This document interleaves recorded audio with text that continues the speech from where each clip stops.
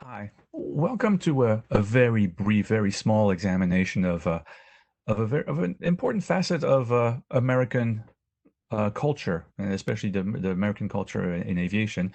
The story of Charles Lindbergh. Now, obviously, we've got thousands of books written on him. You've got, of course, some outstanding recent biographies of him, and you've got curators at the Smithsonian who could tell you much more than I could. What I'm interested is in the context of examining a little bit the American culture of aviation, understanding the concept of fame. And so to do so today, I'd like us to take a brief look at the importance of a flight that Lindbergh makes in May 1927. Then look briefly at the building of a myth. It's going to, of course, intersect a little bit with the flight itself, and then try to examine this notion of a destroyed myth. I mean, simply put, you could ask this sort of, a little bit of mind-boggling question. You destroy a myth. Does this mean the myth doesn't exist? Well, no, it's still there. It continues to fascinate in some ways, because why was it there in the first place? This then speaks to the culture of fame in the context of American history. It can speak to media history. It can give us ideas to think about Lindbergh in different ways. It's not about attacking Lindbergh, by the way. It is about trying to understand why he mattered so much, even though nowadays in history books he tends to be overlooked. Let me set the stage a little bit. Yeah, we're right after World War One, so around 1918, 1919. You've got thousands of pilots who don't have a job anymore, who airlines are just beginning. 1919, you've got a very young KLM that's created. You've got Imperial Airways, later on British Airways, that appears. Lufthansa appears in the mid-20s. Air France around 1933. So you've got the sort of the beginning of aviation, civil and commercial aviation. And in the midst of this, of course, there's the idea, well, what can you do with a tool like aviation? Well, that's where Lindbergh will come in a little bit later on, but the idea is you could maybe carry mail that would go much faster, especially, for example, across the continental United States. If you really wanted to send, for example, an important document, you can't use the telegraph, it's pretty expensive. The telephone, forget about it, extremely expensive. What if you could send something airmail? And so this is the beginning, in fact, of the mail system. It happened in Europe right during World War One. There were the first experiments, and after World War One, you now have, of course, the beginning of the post office mail contracts that Robert van der Linden at the Smithsonian has investigated very thoroughly. Um, in the case of Lindbergh, where is he from? Well, he's actually initially trained as a military pilot and someone who's lucky. I mean, the general public will eventually call him the Lucky Lindy, because indeed, first of all, he escaped a couple of close calls when he was a male pilot. Okay. And then it convinced him, based on his experience, that he might have a chance to try out for this Orteig Prize. Okay. Now, what is the story with these prizes? Prizes in the interwar years were pretty common. It was a way for they in fact built on prizes that had already existed before World War One. Fly a certain distance, fly a certain altitude, win a prize. This is how, for example, early flyers made their living. In the case of the Orteig Prize, this is the same principle. Um, Mr. Orteig, Raymond Orteig, was actually a Frenchman who had migrated to United States, had bought and developed further a couple of hotels in New York City that were essentially the place to be if you were in New York, big hangouts, and he had built a fortune that way. Orteg during World War One had become fascinated with the stories of the World War aces, a new breed of pilots, and but Orteg, of course, felt well, you should also be able to transfer this notion of the great pilot, the courageous pilot, to civilian life. Maybe such pilots, with their courage, could also have the courage to fly long distances, for example, across the Atlantic. Now, why the Atlantic? There's a cultural element to it also. In the context of the Atlantic, you have a fascination that dates back, of course, centuries, but more specifically to the 19th century.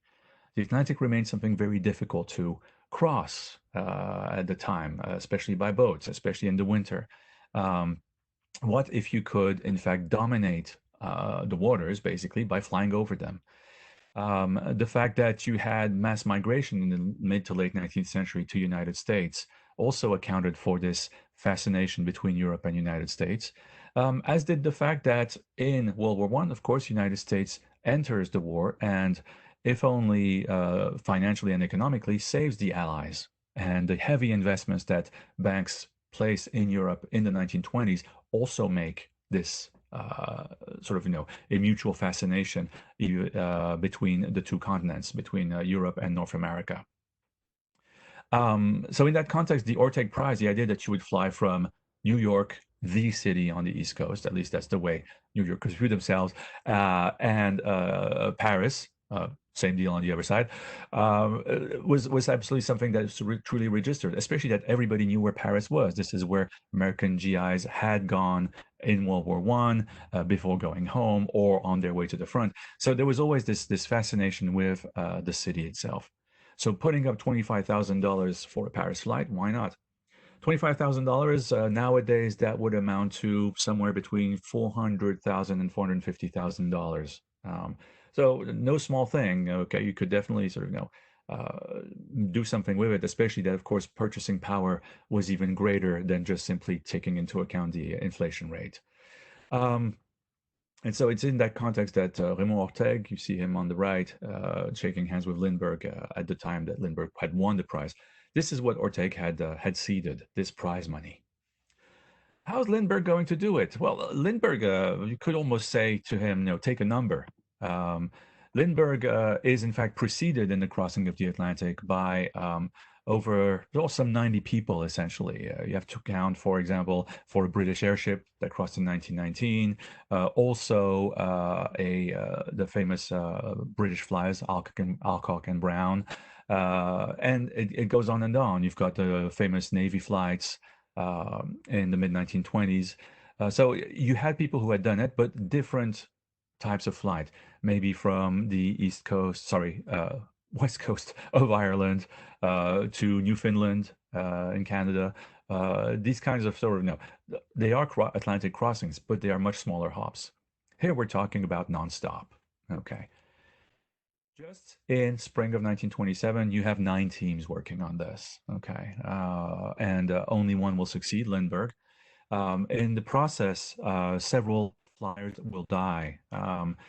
René Fonck, who was the most famous French war ace, 75 planes shot down in World War One. René Fonck tries his luck aboard a special multi-engine Sikorsky airplane. He crashes on takeoff. The thing is way too heavy, laden with fuel. Fonck escapes, but his co-pilot does not. And so this is the sort of kind of tragedy that you see. And then a few weeks before Lindbergh's attempt, there is another tragedy, that of Nagesser, a French war ace, another French war ace, flying together with Colli. Nagesser and Colli take off from Paris and aboard a plane that they call the White Bird.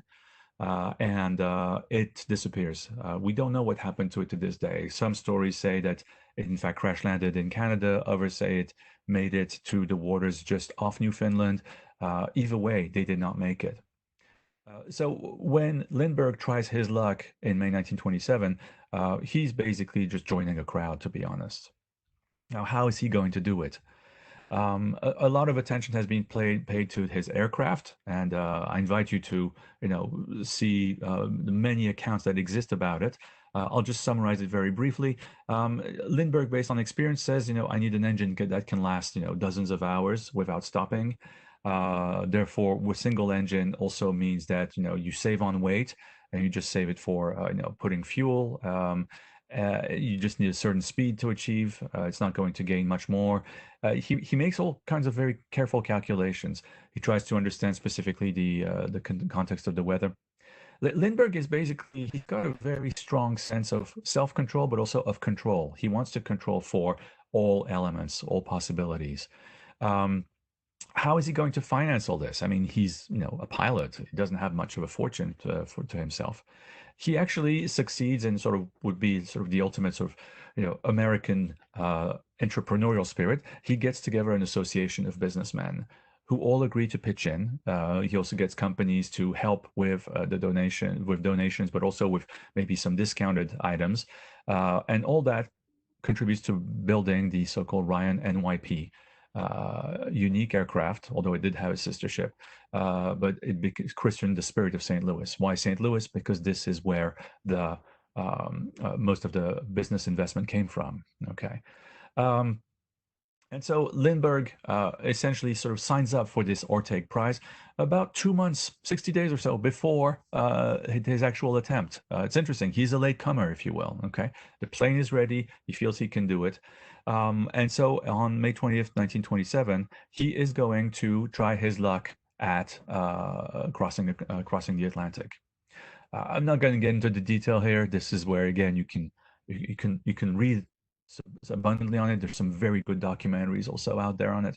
Um, but as Lindbergh is followed across the Atlantic with ships reporting sightings, with noises heard, for example, on the French beaches or in Ireland, and so on and so forth, he basically makes it to Paris, identifies the lights of Paris, heads north to Le Bourget, the main airfield at the time, and lands successfully. And a crowd, a mob actually attacks the plane, wants souvenirs.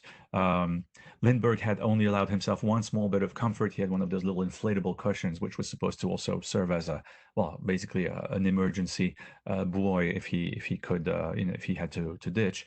That thing is stolen. To this day, we don't know what happened to it. And people start, tearing up at the plane. Fortunately, a couple of French military officers, with the help of the gendarmes, are able to cordon off the plane, whisk it to safety. Lindbergh is eventually driven to Paris and to the American embassy, where he, after having not slept for over 60 hours, finally is able to get some rest. I should explain, he crossed for 33 hours without, 33 and a half hours without sleeping, but prior to that, he hadn't slept the night before. So you can see essentially the problem for this poor fellow who succeeded. And this element of adversity is what begins to fascinate. This lone eagle element begins to create the myth of Lindbergh. Lindbergh likes to, uh, in many ways, sort of express himself in very few words. It's a way for him to also control probably things around him. And the way, for example, he recounts his success in his first autobiography is quite indicative of this. Okay, he entitles the book "We" in English, meaning what is we? I mean, he's alone. No, he in fact endows his aircraft with a kind of personality. Okay. Now you may say, well, a lot of pilots do that. It's true. A lot of pilots have perhaps a favorite plane or a feel for a plane that maybe it doesn't quite respond the same way other planes do, and so on and so forth. Lindbergh openly, essentially, endows the aircraft with personality. It becomes his alter ego. Okay, and in so doing, he suggests also, as several writers have analyzed, a kind of perfect osmosis between man and machine. 1920s are interesting in that sense because there's a fascination with machinery, with technology, science, but at the same time, there's a little bit of, apprehension. After all, some people remember the horrors of World War I associated with science and technology. With Lindbergh, all of a sudden you have a kind of reconciliation. A guy who grew up in Minnesota, who is familiar with farm work, who's sort of had a general, he's sort of this element of sort of like the ultimate American boy. He's very young, good looking, and everything. And at the same time, he's a guy who has embraced the machine, the city, and so this reconciliation, if you will, that he provides in We is something that also helps build this myth of the lone eagle who has mastered the elements, who has mastered science. Okay, dozens of flyers will follow Lindbergh, except they won't make it. The Atlantic remains one of the most difficult things to cross all the way into World War II. It is only after World War II that you begin to have more of a stabilization of the situation with regard to ocean crossing. Of course, there already was some stability, but it was not necessarily a safe way to travel. You were much better off going on ship. So Lindbergh's success with the Spirit of St. Louis and the crossing to New York establishes his personality. is he going to do with that? Well, he's going to contribute to aviation. Charles Lindbergh is, in fact, a great contributor to all things involving aeronautics. He will use his personality to help others, but also to, for example, try and convince the American public that aviation is a good thing. He wants to go beyond simply the urban centers to other places in America to show them that, yes, the airplane is something that can contribute the way, for example, the railroad once did. And so this contribution involves, for example, Lindbergh flying his Spirit of St. Louis uh, to um, to various points in the United States. The only condition he has, he's being sponsored, of course, to do so, is to actually arrive every day precisely at 2 p.m. Why 2 p.m.? Well, it gives, chance for people to gather right after lunch. And of course, you've got the afternoon to say hi to everybody and then get a good dinner, some rest, and off you go the next time. Essentially, that's the principle. But the idea is to send a message that you could have punctuality in aviation the way you could have punctuality in trains. Okay. Anecdotally, Lindbergh will be successful in that, landing at every day at 2 p.m., except in Maine, where he encountered some fog. But he also carries on this notion into parts of Latin America with a grand tour in 27, 28 that includes Mexico and Panama, Haiti, and a few other places. And the idea is, in fact, to also associate parts of Latin America to this thrust of aviation, to fascinate and to inspire, and also, of course, to open business routes. In so doing, Lindbergh becomes associated with airlines of the time. The complexity of these associations is something that other historians have covered. You have a Lindbergh line associated with TWA, an airline that disappeared in 2001. And of course, you have the technical consultancy that Lindbergh provides to Juan Trippi, who is the major leader of Pan Am. Juan Trippi is, for example, the one who ordered the 707, but also the 747. Anyway, Lindbergh will become closely associated with Trippi that way. All these contributions carry on, and so this fame that Lindbergh is has been endowed with is something that also helps build aviation culturally. And it's something very important to acknowledge when we look at other aspects of Lindbergh's life that are perhaps more difficult to associate with being a hero. Essentially, Lindbergh thought he could control his fame.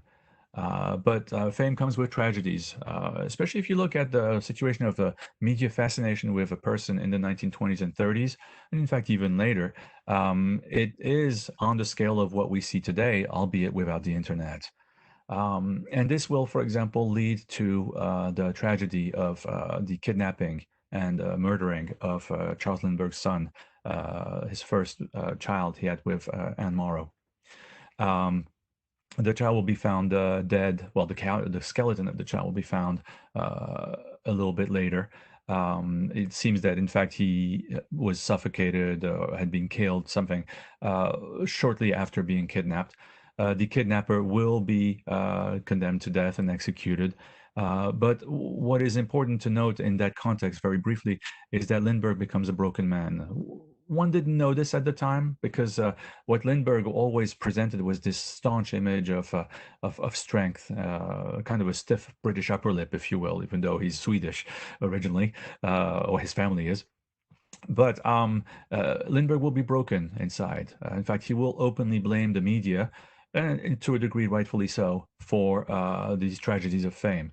What Lindbergh had not accounted for is that fame is a Faustian bargain that will, in fact, cause one to lose control of certain things. That it would have happened to his very young son. This is something that Lindbergh could not imagine, and that nobody would wish upon anyone. But Lindbergh is broken and, in a sense, chooses to ignore the media after that. Whenever he deals with the media, it is on his terms, and he doesn't seem to care about the consequences.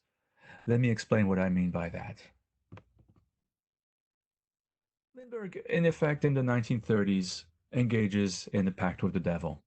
The 1920s and 30s begin to see the rise of a new trend, a new movement called fascism, which is first successful in Italy in the 1920s, and then as of 1933 appears in Germany in the form of Nazism. Lindbergh has open sympathy for German aviation. He finds it well organized, well developed. Everything seems to work. Now we should qualify this fascination. The fascination is there. There's no question about it. But where is it coming from? Lindbergh is not unique in his fascination for fascism. A lot of aviators the world over were in fact fascinated with this. Fascism seemed to work. Fascism seems to offer stability, offers control in the face of the economic depression, but also of the spread of communism. And we believe that Lindbergh himself was deathly afraid of communism and felt, well, at least fascism or Nazism can stop communism in its tracks. So is this a skewed vision? Is this a mistaken vision? Obviously, and even in its time, you could have said that. But Lindbergh did not seem to think so. He was always welcome when he traveled to Germany, and the fact that what he saw was clearly sort of a well-organized system that contrasted quite a bit with sort of the shortcomings of French aviation in the 1930s or in other countries, led him to believe that in fact the Germans were onto something. In addition, Lindbergh started to share what could be called a sort of civil anti-Semitism, not an eliminationist one, Nazi style, but one that says casually, "Oh, we have too many Jews, don't we?" And this is something that we'll see is expressed even publicly. And then Hitler is sorry, not Hitler, Lindbergh. I apologize. Lindbergh is, of course, affected by the U.S. isolationist movement. When I say, of course, it's important to understand that when American GIs came back from World War I, many expressed a distrust, a dislike of what they had encountered in Europe. They had not been prepared for the level of violence that they had encountered. And this was expressed culturally, socially. There were speeches, there was discussion. There's a reason why the American Senate, in fact, did not approve the joining of the League of Nations that President Wilson had wanted. So this trend towards isolationism, saying, well, the Europeans are nice people, but leave them where they are. This is not our fight. This is not our involvement. This was something that people felt very strongly about, and Lindbergh was one of these people.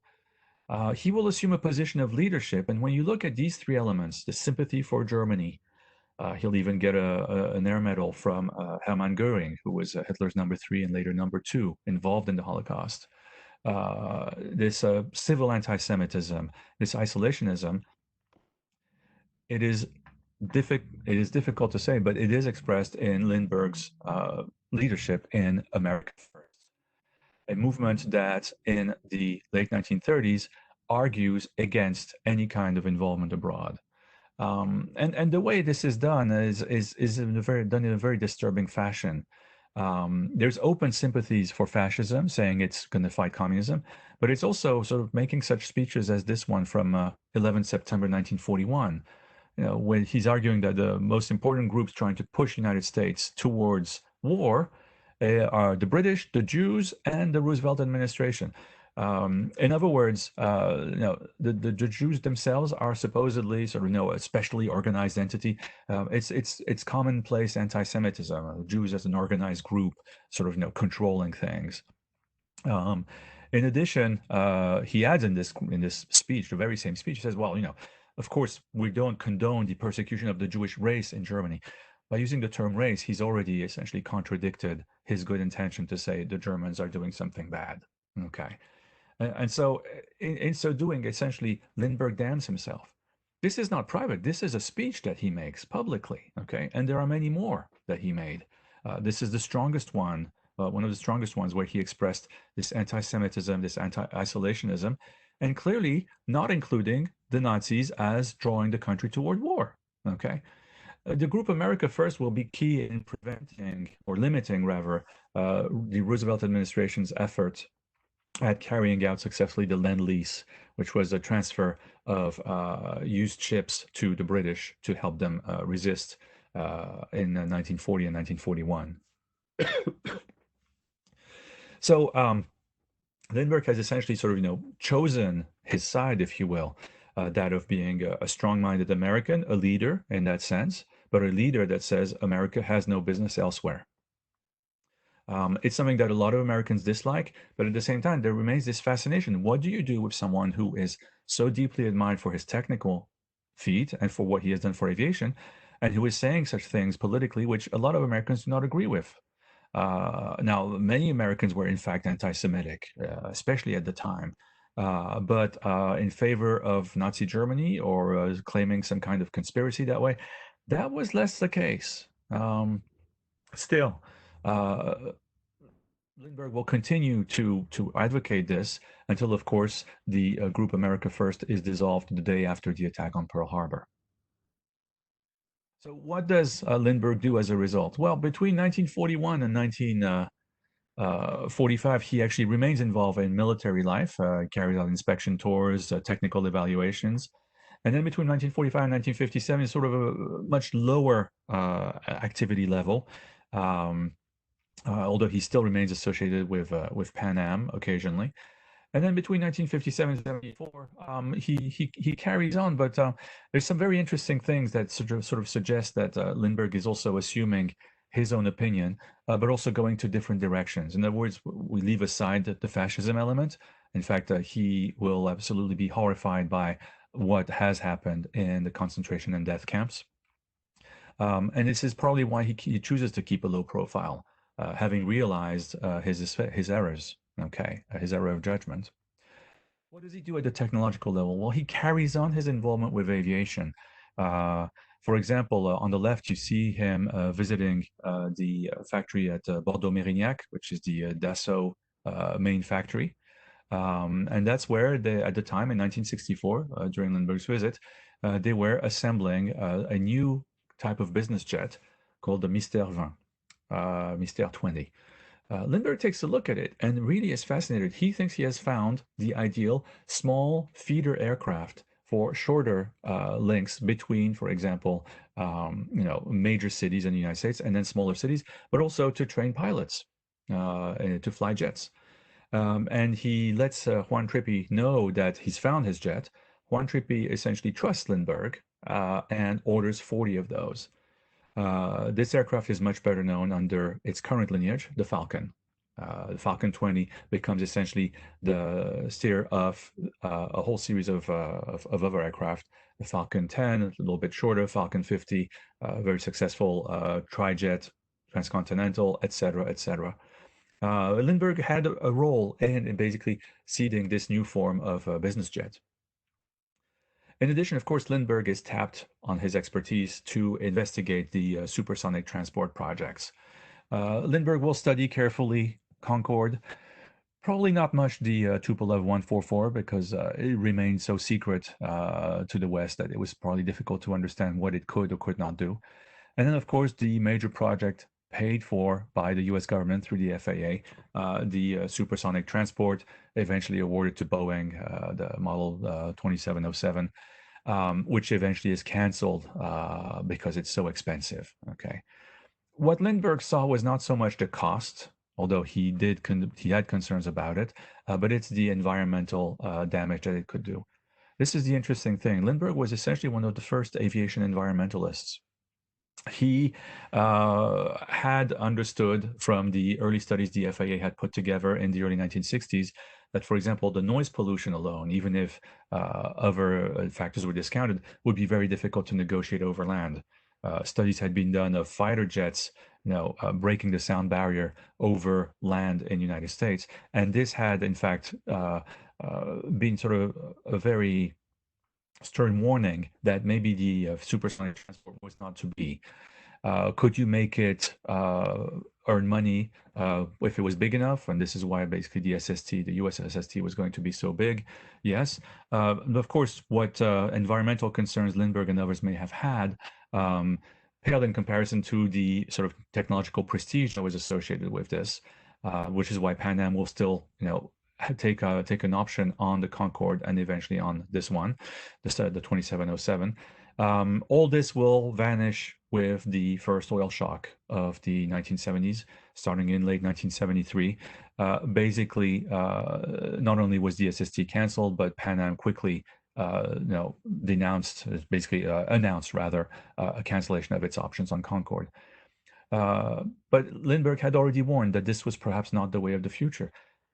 How is it that a man who wrote about a plane, his Spirit of St. Louis, as we know,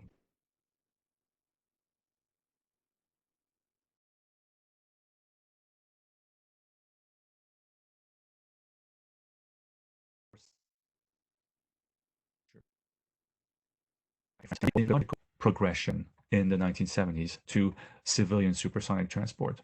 Well, that's because Hitler essentially had developed sort of a parallel view of life. And we're going to try and sort of combine it into two things.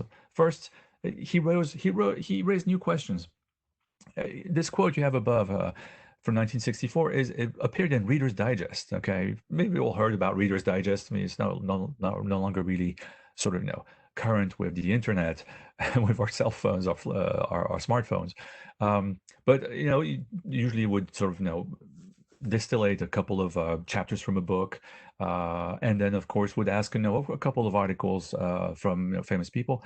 And Hitler had I apologize. Lindbergh had agreed to write an editorial in which he said if I had to choose, I would choose birds over airplanes. In 1964, he does that. And then later on, he explains himself more clearly. He says, I realize that the future of aviation, to which I've devoted so much of my life, does not depend on the perfection of aircraft. So he's turning away from the SST. Then on preserving the epoch-evolved environment of life. In other words, if you're going to build these super machines, but you don't have an environment in which to fly and in which to travel and to go to, then you have a problem. You've made technology that is destructive rather than constructive. One may say, duh, this is the epitome of the environmental movement. Yes, but for someone who grew up in the context that preceded the environmental movement, to actually discover the environment that way and essentially to be sort of the Nixon who could go to China. Okay, this is something that is very important. He has raised new questions. He becomes essentially the first real aviation environmentalist, whether we like it or not. The other side of Lindbergh is, and this goes back to his being a broken man after the death of his son in 1932, is that he led a secret life. After his death in 1974, some rumors began circulating, but they were not confirmed until the death of his wife, his widow, Anne Morrow Lindbergh. You see her here at the christening of the Clipper Lindbergh 747 SP in 1977. Anyway, Anne Morrow Lindbergh died in 2001, and it's after that that there was a confirmation that, in fact, Lindbergh had not one but three families. These other two families were, well, essentially girlfriends who became mothers of his out-of-wedlock children, whom he had in Germany.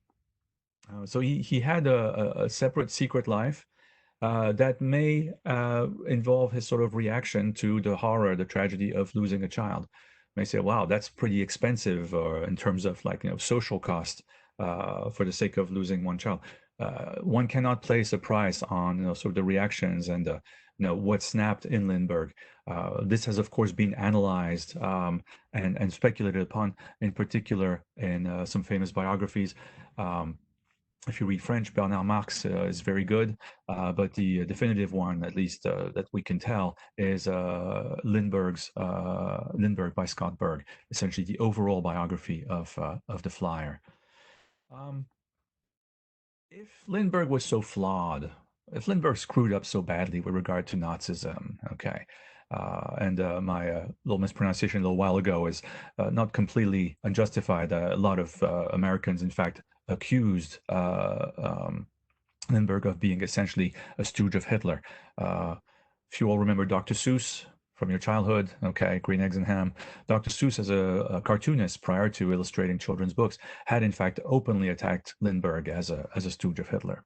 So if he was so flawed in many ways, why does he remain legendary?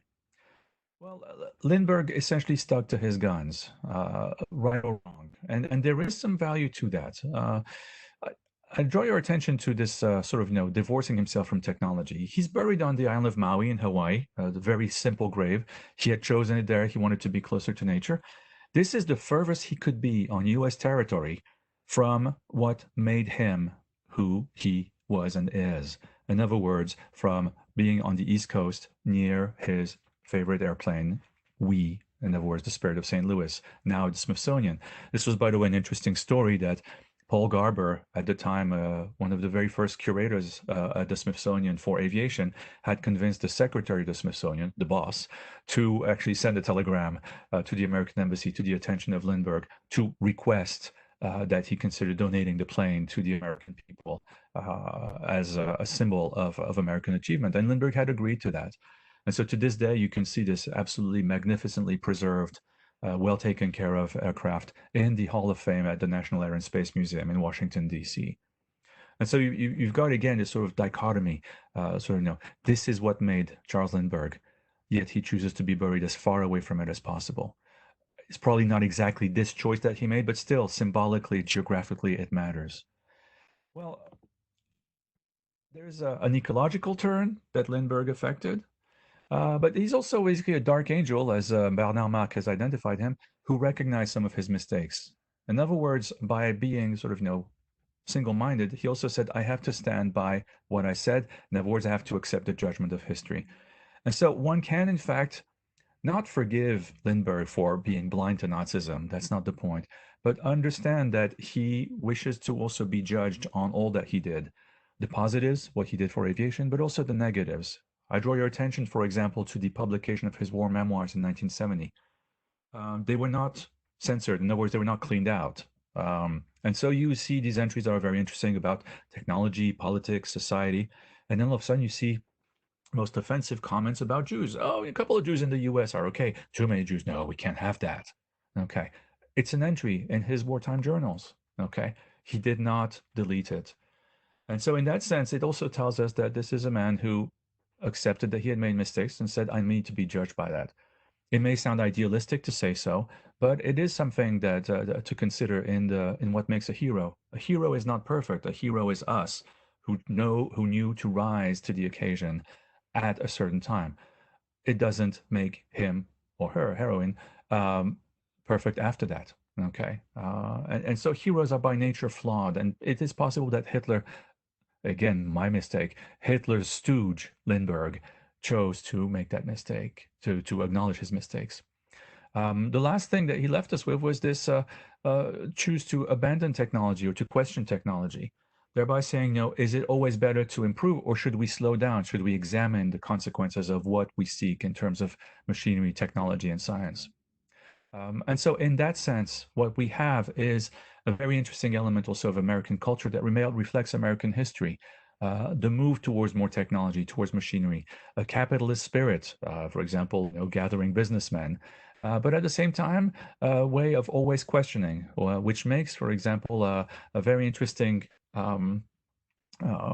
way of saying American culture can evolve, can continue to do well, if it doesn't simply stop, if it also acknowledges its mistakes. In many ways, Lindbergh, all flawed that he was, chose to do this. Thanks for listening. Take care. This video is now ended. Please let your questions or remarks in comments. We will be glad to answer them. Like, subscribe and share to help us making the channel well known. See you soon.